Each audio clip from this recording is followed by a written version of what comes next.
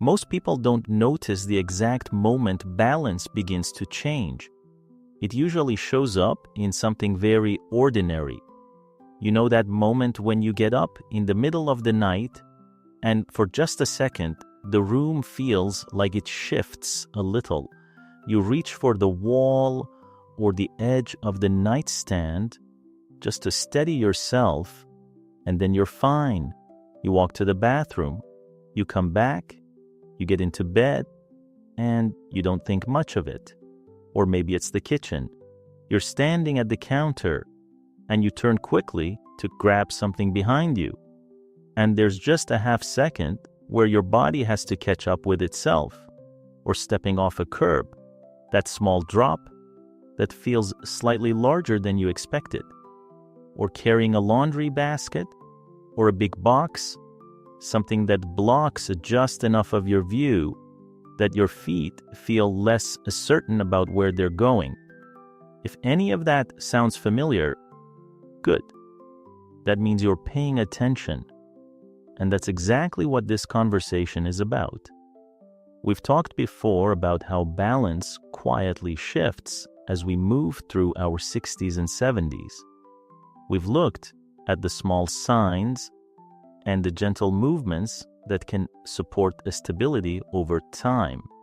Today, I want to take you somewhere a little different, not into exercises, but into everyday life itself, into the specific moments when balance is quietly tested without you even realizing it's happening.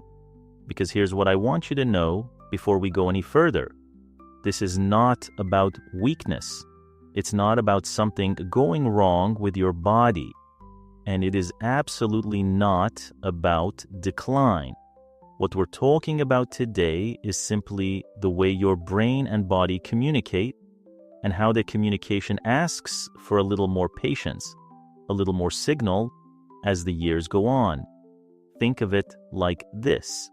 Your balance system is a conversation happening constantly without words between your feet, your eyes, your inner ears, and your brain. When you're younger, that conversation moves very quickly, almost instantly. But over time, the signals take a little longer to travel. The pathway is still there. It just asks for a little more time, a little more awareness to complete. That's not a failure, that's information. And when you start to recognize the moments when that conversation is being asked to happen quickly, you can give it what it needs. And once you recognize these moments, something surprising happens. Your body starts feeling steadier without trying harder. So let's walk through 5 of the most common everyday moments, the ones that quietly challenge balance for so many people after 60, and look at what's actually happening and what one small shift in awareness can do. The first one is getting up during the night. It's 2 a.m. You wake up, maybe because of thirst, or just because sleep is lighter than it used to be.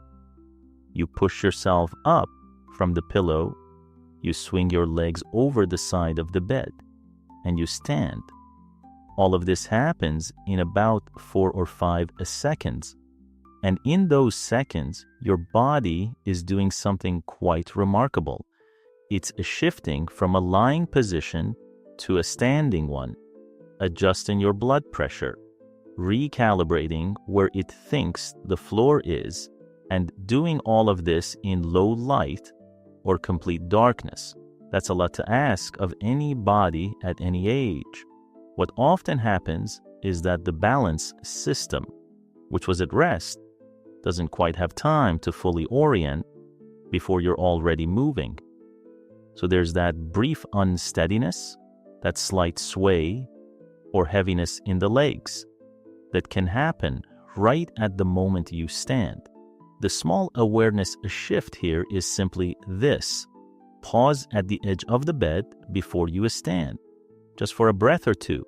Feet flat on the floor, hands resting on your thighs or the mattress beside you. Let your body know it's upright before you ask it to move. That moment of stillness is not hesitation, it's communication. You're giving your system the time it's asking for.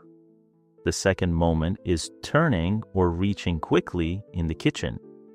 The kitchen is one of the most active rooms in the house.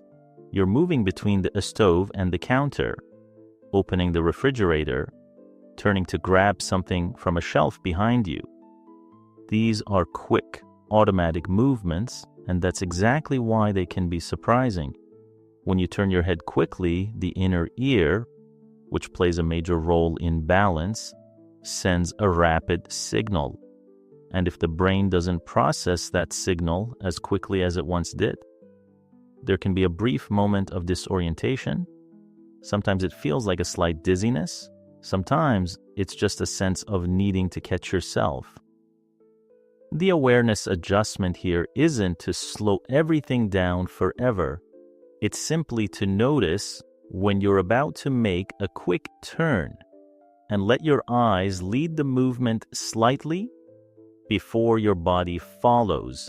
Let your gaze arrive at where you're going just a moment before your feet do. It sounds like such a small thing, but for many people, it changes the entire feeling of moving through the kitchen. The third moment is walking while carrying something. Carrying a bag, a laundry basket, groceries, a grandchild's toy, anything that changes how you hold your body or blocks part of your vision, asks more of your balance system than a free open walk does. Your arms are part of how your body balances itself. When they're occupied, the system has to compensate. And when something blocks your view of the floor ahead, even slightly, your brain has less information to work with. The awareness shift here is to pause before you start walking and just take a look at the path ahead. Check for thresholds, rugs, any surface changes. Give your eyes the information your arms can't provide right now. You're not being overly cautious, you're filling in the gap. The fourth moment is moving between different floor surfaces. This one is so common and so rarely talked about. Walking from carpet to tile, from hardwood to a rug, from inside to a paved path outside. Each surface has a different texture, a different firmness, a different amount of give, and your balance system has to adjust to each one. The adjustment doesn't take long, usually just a step or two, but in that transition, the system is recalibrating. And if you're moving quickly or distracted, that recalibration doesn't quite complete before your weight is already fully committed to the new surface. The small adjustment is simply to soften your pace just slightly as you approach a surface change. Not a stop, not a shuffle, just a gentle slowing that gives your feet and your brain time to have that conversation before the full transition happens. The fifth moment is those first steps after sitting for a while. You've been sitting at the table or on the couch, reading or watching something. You stand up to go to the other room, and the first few steps feel not quite right, a little stiff, a little uncertain. The legs feel slightly disconnected from the rest of you. This is one of the most common experiences people describe, and it makes complete sense. When you sit for an extended time, the muscles that support your upright posture become quiet. The circulation in your lower legs slows, and your balance system, which has been in a kind of resting mode, needs a moment to come back online. Research does show that many falls occur during ordinary transitional moments like these, not during strenuous activity, but during the simple, unremarkable movements of daily life. That's not a frightening fact, it's a clarifying one, because these are moments we can gently prepare for. For those first steps after sitting, the awareness shift is simply to give yourself a moment standing still before you start walking. Both feet flat, a gentle breath, a sense of your weight settling downward. You're not waiting for something to be wrong. You're just letting the system complete its startup before you put it fully to work. Now, here's something worth sitting with for a moment. If any of these 5 things have been starting to feel a little easier for you, a little more natural, a little less surprising, that's not a small thing. That's your awareness becoming part of your movement. And what tends to happen when these everyday moments start to feel calmer and more certain is that something else quietly opens up, a kind of readiness, a growing confidence in your own body. And in our next conversation, we'll explore one small change that often makes walking feel noticeably steadier, especially outdoors and on uneven ground. But before we close today, I want to speak to something that I imagine crosses the mind of many people watching. The quiet thought that sounds like, am I getting worse? I want to answer that with care, because it deserves care. Noticing more does not mean declining more. In fact, the opposite is often true. When you become more aware of how your body moves, you're doing something that takes real intelligence. You're paying attention. You're learning the language your body has always been speaking. And that awareness, that willingness to listen, is one of the most protective things a person can carry with them through their 60s and 70s.